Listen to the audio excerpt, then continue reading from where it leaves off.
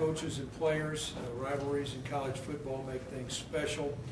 Certainly this one has gone on for a long, long time, and in the short amount of time that I've lived in our state, understand how this state galvanized around Cowboy football, and it's a big event. So we're certainly excited about playing Colorado State.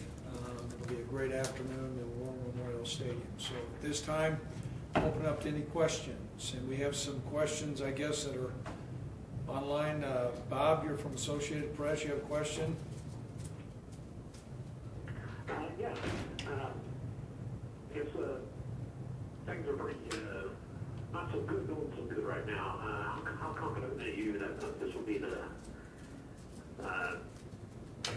bottom, the worst things can get? Well, you know what, you can, Bob, you know, I can tell you this, I've coached a long time, and what you do as a football coach, you get your football team ready to go and get a bounce in your step, and you look at the positive things that you do have and put your team in position to have a chance to win. And, you know, I think we've gone through a couple tough road tests here. You think that there's a silver lining. I think we have one of the best running backs in America. I firmly believe that. And I've seen damn good ones, and I think Brian Hill's excellent. We had a young quarterback that came in and went into a challenging situation, made some good plays. Defensively, we had been playing better up until last game, and typically, Bob, it's been my experience when those players are competitive and they have not played well the last time, they're going to bounce back. So I can tell you, come at 4:30 this afternoon, when we go out there on the field, our coaches and our players are going to be excited about playing this game. So that's my statement to you. Thank you much. You bet. Okay, at this time, any questions from the audience? Craig, you guys see Cam listed as Orr. Can you give us an update on him? Yep, I'll do that. I knew that was going to be the very first question from the group here. You know, he's got range of motion, Robert.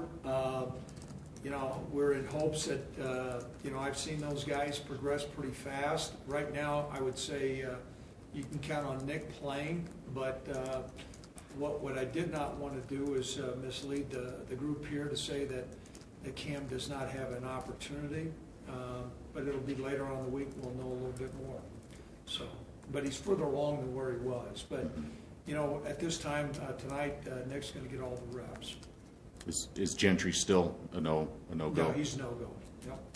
Coach, it's beat the sheep week, so do you feel like emotionally you have to reel these guys in because it is the big rivalry?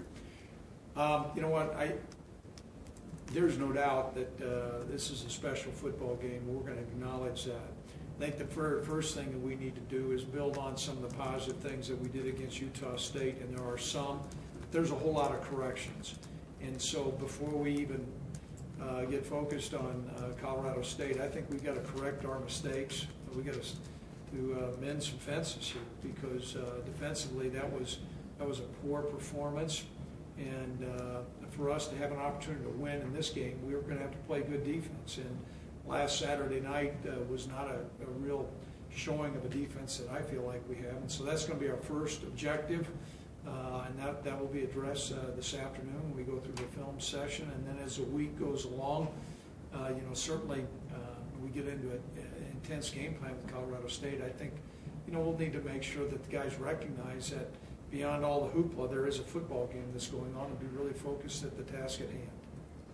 Craig, when you looked at the film defensively, what are some of those areas that need to be corrected that really stood out when you looked at the film? Well, I think, first of all, our Utah State did a really good job of attacking our perimeter.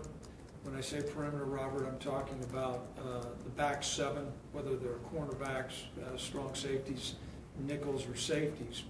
And we needed to play well in the run game. We needed to play well in the pass game. And both of those were, I say deficient would be not even accurate. I mean, it was poor. And so our coverage skills need to improve. Placement and guys in position to tackle needs to improve. Assignments need to improve. And while Colorado State's offensive scheme is different than Utah State, there's elements that are similar. And we've got to get those things addressed. Now, I can't tell you we're confident we can. You know, even though a guy's young out there, and I won't say a bunch of different names, but But those guys are competitive, and they've had an opportunity to make plays in college football games that have been good, and we were deficient there. And so we're going to address that, and then I think we got to build on some of the positive things that we did. You know, to rush for what we did against Utah State, but we can use that. We can leverage that. We're going to need to do that as well this week. Yeah, you mentioned the rushing. I know Colorado State doesn't rank super high as far as rush defense. Do you feel you have some opportunities this week? I mean, obviously with Brian Hill you do every week, but even more so maybe than normal. Well, I think you hit the nail on the head. I think any time that Brian gets the football, he's got an opportunity to get some yards after contact, and we'll need to leverage that. Now, how many carries he can get, you know, I don't know. I mean, he had an awful lot last Saturday or Friday night, but for us to be successful, we'll need to run the football effectively and move it on the ground. That's not to say that we're going to be one-dimensional. We won't throw the football, whether it's Cam or Nick, but for us to have an opportunity to win, we'll need to run. Coach, what have you seen out of that CSU defense and even their offense, for that fact of the matter? Well, first of all, when you look down the roster, and I'm sure you guys have, I think they've got 6 or 7 redshirt seniors. So you got fifth-year guys who shave, and then you have a couple other seniors in the mid. So you have a senior veteran group of defenders that are out there that playing a 4-down front. You know, they scrap, and they're big, strong, physical guys, and so we'll have a challenge moving them. Offensively, I think Stevens a good quarterback, and they have one of the top receivers in the country, Higgins, and we had a very difficult time with him last year. And running game, they're kind of doing it by committee. We've had 3 different backs rotating in there. So pro-style offense, somewhat similar to what we do, quarterbacks under the center, more than usual compared to the teams that we have played. And so it'll be a great test for us. Coach, with Tanner out, Jake has been able to score, I think, each of the last 3 weeks. What have you seen from Malhart, and what do you expect from him going forward? Well, he's a guy that's got a big frame, and while he may not be, you know, a 4'4", 40 guy, the fact that he's, you know, a good 6'5", and he will position himself well, that has really been utilized, and we'll continue to do that. Now, we've got to spread the ball around besides going to him, and that's one thing that, you know, when we had Tanner and Jake both out there, you know, you couldn't roll a coverage one way or another. So I think we'll need to utilize some of our other receivers, whether it's Jake Hollister at tight end or a couple of the other, James Price, or a couple of the other receivers we do have. But to say Jake is strictly a possession receiver is not accurate. I think the fact that he's a big, strong guy, you can throw the ball up, and he has an opportunity to bring it down.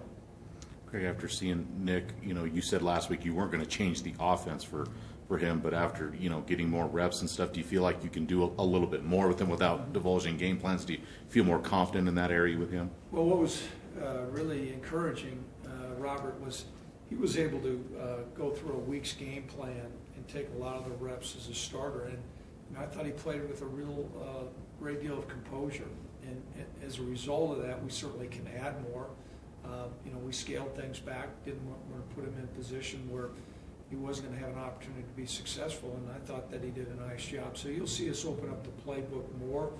That won't be significantly more, but you'll see us open up the playbook more with him this week. What do you like about Higgins as receiver? Is it size? Is it speed? Is it a combination? What really makes him effective? It is a combination. He can put his foot in the ground and go north and south. He's got great ball skills. He can break a tackle. He's got, you know, great moves when he's coming in and out of his break. All those things make him a very, very challenging receiver. And, you know, I know he went into this year as one of the top receivers in the country, and he's certainly going to be a challenge for us Saturday.